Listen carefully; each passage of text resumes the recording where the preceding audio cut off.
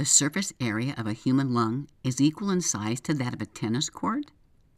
In order to oxygenate the blood more efficiently, the lungs are filled with thousands of branching bronchi and tiny grape-like alveoli. These are filled with microscopic capillaries in which oxygen and carbon dioxide are exchanged through a process known as diffusion. The large amount of surface area makes it easier for this exchange to take place and to make sure the body is properly oxygenated at all times. Did you know our lungs inhale over 2 million liters of air every day, and that we lose half a liter of water each day through breathing?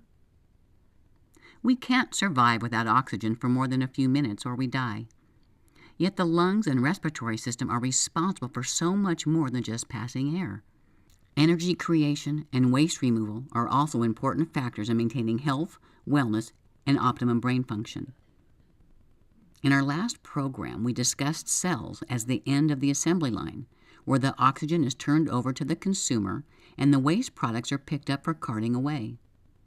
We learned each cell is a small factory. Each has its own receiving and shipping facilities, storeroom, and power plant for creating energy, heat, and new protoplasm. As complicated as the body is, it's as simple as that. All the food you eat and all the oxygen you breathe is meant to serve this one tiny little factory. Now, to grow up in size from the microscopic cell, a group of specialized cells together form tissue, such as bone, muscle, and nerves. Various tissues combine to form organs, such as the heart, lungs, and stomach. Several organs and associated parts combine to form systems, such as the pulmonary and cardiovascular systems. In this program, we'll be looking at the respiratory system.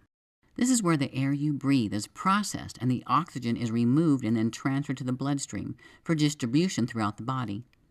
The amount of air your lungs can process is the first limiting factor on your health and cardiovascular conditioning. I like Dr. Fred Hatfield's description of how the lungs function. The lungs are like a dairy bottling plant where bulk milk comes in and the cream is separated from it. The cream is then bottled and sent off for distribution. Empty bottles are returned, get flushed out, are filled with more cream, and the process begins all over again. Oxygen is the cream of the air we breathe. When bulk air enters our lungs, the oxygen is extracted from it, bottled in red blood cells, hemoglobin, and then sent off on the assembly line of the bloodstream for distribution. When they reach the tissue, the bottles exchange oxygen for carbon dioxide and water, and then carry these wastes back to the lungs where they are flushed out.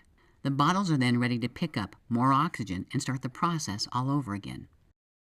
The air we breathe is approximately 21% oxygen and 79% nitrogen, with small traces of other gases. This ratio rarely varies. What does vary is the amount of air we can process. If our lungs cannot process enough air, they can't extract enough oxygen to produce enough energy. There are two factors limiting the lungs' ability to process air.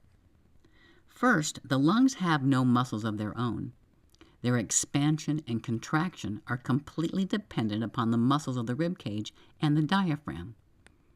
As we inhale, the muscles surrounding the lungs create a larger area in the lung cavity, thereby creating a partial vacuum.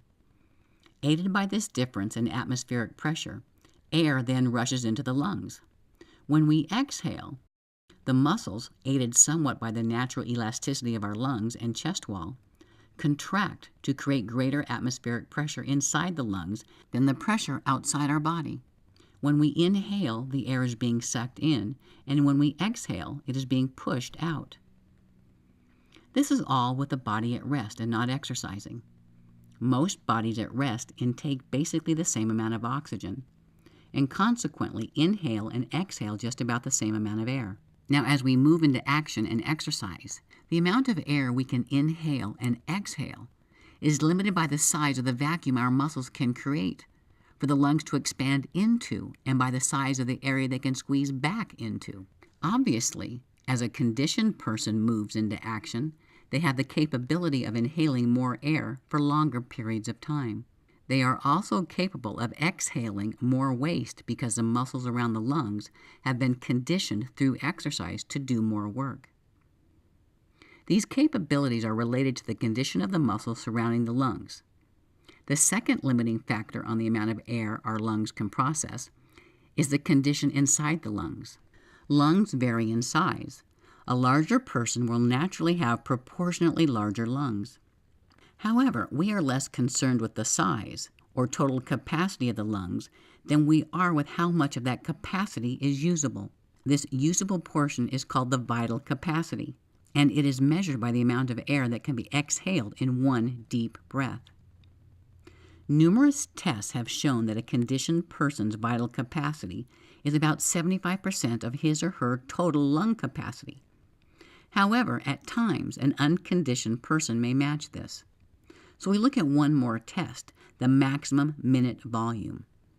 This is the amount of air that we can process during 1 minute of vigorous exercise, and this test usually separates the fit from the unfit.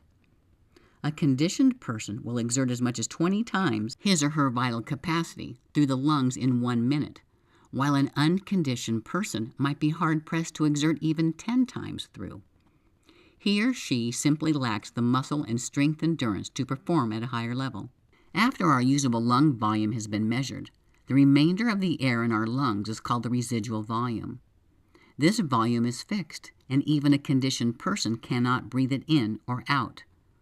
A newborn child, for instance, would float on water because the residual air in its lungs could not be exhaled. This test is used at times to determine whether a child was stillborn or had lived for a short time. Too much residual volume is unhealthy. If your body deteriorates from inactivity or disease, the unusable portion of the lungs may increase. This blocks off more and more space and provides less space for normal breathing, let alone vigorous exercise. Ultimately, shortness of breath results from even light activity, like climbing a flight of stairs. Therefore, if we allow our bodies to deteriorate, we'll live our life with 2 handicaps in the lungs alone. When we need more oxygen in a hurry, the muscles controlling the lungs will not be in proper condition to force high volumes of air through them, and the usable space within the lungs may be seriously reduced. The training effect of exercise can reverse both of these trends. Exercising the muscles surrounding our lungs will increase their strength and efficiency and help open more usable lung space. This result has the net effect of increasing our vital capacity and reducing the residual volume. In each instance, exercise makes our lungs more efficient organs in processing more air and extracting more of the essential oxygen. At rest, the oxygen supply to the blood is only about 1 cup per minute. Extreme exercise in a trained athlete can step this up to 1 gallon per minute. At rest, only about 12% of the stagnant air in the lungs is renewed during each breath.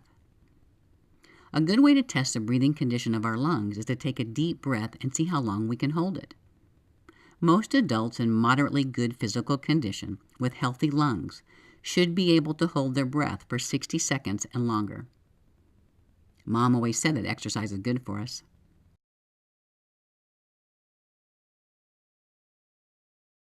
The next program, number 6, continues on the topic of body basics and focuses on the topic of blood and how it relates to brain health and wellness.